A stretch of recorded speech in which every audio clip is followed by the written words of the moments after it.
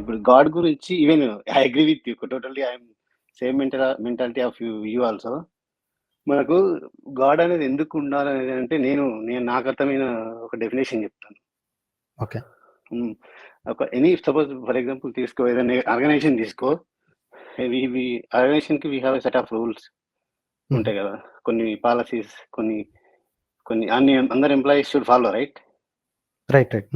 Yeah. ఇది కూడా ఒక ఈ సమాజాన్ని నడిపేయడానికి ఒక గాడ్ అనేది వాళ్ళు కాన్సెప్ట్ అనేది క్రియేట్ చేశారేమో అని నేను అనుకుంటున్నాను. స్టార్టింగ్ లో చేసింది అదేనండి. స్టార్టింగ్ లో రీజన్ అదే, కానీ ఇప్పుడు అవసరం లేదంటున్నాను. నేను పాత వాళ్ళు తయారు చేశారు కదా అని చెప్పి వాళ్ళందరూ బుర్ర తక్కువ వాళ్ళు అని నేను అనట్లేదండి. వాళ్ళు చేయాల్సిన పని చేశారు, వాళ్ళు చచ్చిపోయారు, వాళ్ళ పని అయిపోయింది. ఇప్పుడు ఆల్ హ్యూమన్ బీయింగ్స్ ని కంట్రోల్ చేయాలంటే ఆ రోజుల్లో there is no rules and regulations, right? ఇవి లేకపోతే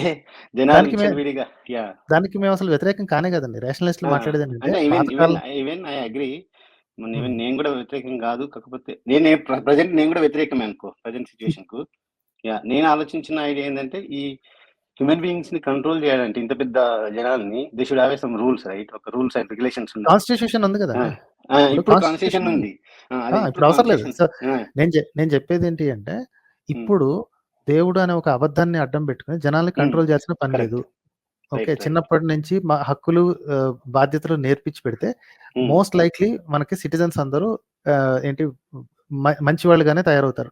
బై డెఫినేషన్ మంచి వాళ్ళుగానే తయారవుతారు. ఈ మతం అనేది వచ్చిన తర్వాతనే చిల్లర బుద్ధులు అలవాటు అవుతాయని నా ఉద్దేశం అండి. ఎందుకు అంటే మతమే నేర్పిస్తుంది, వాడు వేరేవాడు వీడు వేరేవాడు అని నేర్పిస్తుంది. రాజ్యాంగం నేర్పిస్తుంది. రాజ్యాంగం ఎప్పుడు రాయబడింది అంటే ఈ డిఫరెన్షియేషన్లు విపరీతంగా ఉన్నప్పుడు రాయబడింది. అయినా ఎక్కడైనా సరే రాజ్యాంగం మొత్తం రాసింది అంటే ప్రతి ఒక్కళ్ళు సమానమే, citizen of this country is equal, ఆడమగా తేడా లేదు. సో జనాలకు అర్థం కావట్లేదు, ఎందుకంటే ఇంకా దానికే అలవాటు పడిపోయి రాజ్యాంగం ఎవరు చదవట్లేదు, రాజ్యాంగం గురించి ఎవరికి పబ్లిసిటీ అసలు తెలియట్లేదు జనాలు కూడా. దాన్ని హ్యూమన్ రైట్స్ కు విలువ లేకుండా అయిపోయింది ఈ జనాలకు. సో చిన్న చిన్న ఇట్లా వీడియోల ద్వారా కానీ ఇది ద్వారా కానీ నేను డైరెక్ట్ గా పేర్లు చెప్పకపోయినా సరే ఈ థాట్ ప్రాసెస్ ని ముందు మార్చగలిగితే చాలండి. ఎడ్యుకేషన్ సిస్టమ్ మార్చాలి సార్. యాక్చువల్లీ మన ఎడ్యుకేషన్ సిస్టమ్ కరెక్ట్ లేదు. లేదా అలా మొదలు పెట్టాం అనుకోండి, వాడు పవర్ లోకి వచ్చినప్పుడు వాడు మారుస్తాడు, వీడి పవర్ లోకి వచ్చినప్పుడు వీడు మారుస్తాడు. ఎడ్యుకేషన్ సిస్టమ్ మీద డిపెండ్ అయ్యి మనం చేసిన తప్పు చాలా తప్పు చేసాం. ఏంటి అంటే అంత చదువులో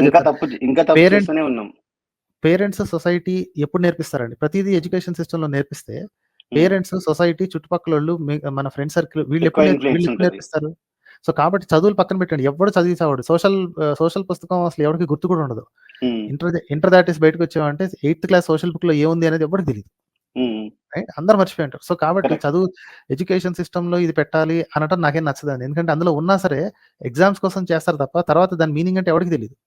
సో కాబట్టి ముందు మైండ్ మెచ్యూర్ అయిపోయిన తర్వాత వాళ్ళ మెంటాలిటీలోనే సమానత్వం అనేది తీసుకురావాలి. నువ్వెంతో వాడు అంతే, వాడెంతో నువ్వు అంతే అన్న సంగతి. హ్యూమన్ రైట్స్ కూడా ఒక సబ్జెక్ట్ గా పెట్టి వాళ్ళకి టీచ్ చేయాలి స్కూళ్ళలో చిన్నప్పటి నుంచి. సార్ చెప్తున్నాను కదా, నేర్పించినంత మాత్రాన ఏం ఉపయోగం లేదు. సేమ్ అదొక ఎగ్జామ్ ఇదిగా రాసుకుని 4 మార్కులు తెచ్చుకుని అదేంటో మర్చిపోతారు. అది ప్రతి డిస్కషన్ లోని, ప్రతి మాటలోని, మన ఇట్లా గ్రూప్ డిస్కషన్స్ లో ఇలాంటి ఆలోచనలు పెంచుతూ ఉండాలి. సమానత్వం అనే ఆలోచన పెంచుతూ ఉండాలి, మానవ హక్కులు అనే ఆలోచన పెంచుతూ ఉండాలి. ఎగ్జామ్స్ పెట్టి స్కూల్లో సబ్జెక్ట్ పెట్టి చెప్పినంత మాత్రాన ఎవరికి గుర్తుండదండి.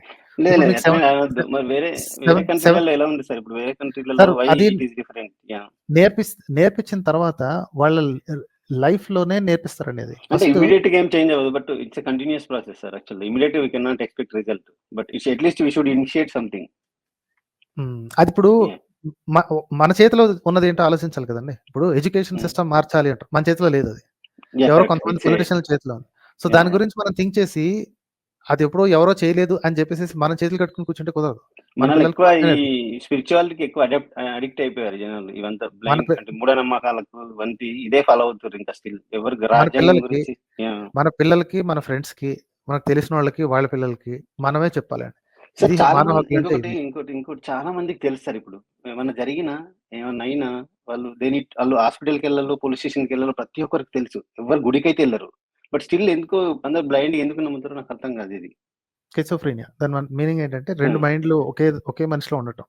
చాలా మందికి ఇది ప్రాక్టికల్ రియాలిటీ యాక్చువల్లీ. ఇప్పుడు రోడ్ మీద ఎవడైనా కొట్టినా ప్రాక్టికల్ ఎవరినైనా వాడు ప్రాక్టికల్ రియాలిటీ. అరే ఏంది మనం ఇంత జరిగినా మనం పోయేది పోలీస్ స్టేషన్‌కో, హాస్పిటల్‌కో తప్ప గుడికైతే హ్మ్. పోవట్లేదు కదా! మరి ఎందుకు ఇంత ప్రయారిటీ ఇస్తున్నామని జనాలు అసలు యాక్సెప్ట్ చేయట్లేదు. ఎందుకు ఆలోచించలేకపోతుర్రు అనేది చాలా అదే. అది డిస్గస్టింగ్ అండి. ఇది షేమ్ అనిపిస్తుంది మనకి అప్పుడప్పుడు జనాలది way of mentality. Right. Right. Right. Right అండి. అదే. Thanks a lot for bringing that. Yeah! Thank you.